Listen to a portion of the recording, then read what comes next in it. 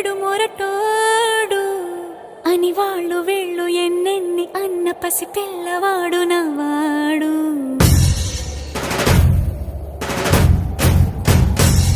విడుముండోడు అని ఊరు వాడ అనుకున్న గాని మహారాజు నాకు నవ్వాడు.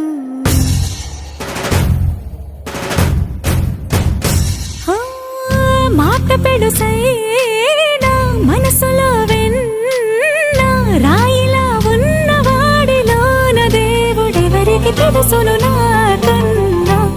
సూసేకి అగ్గిరవ్వ మాదిరే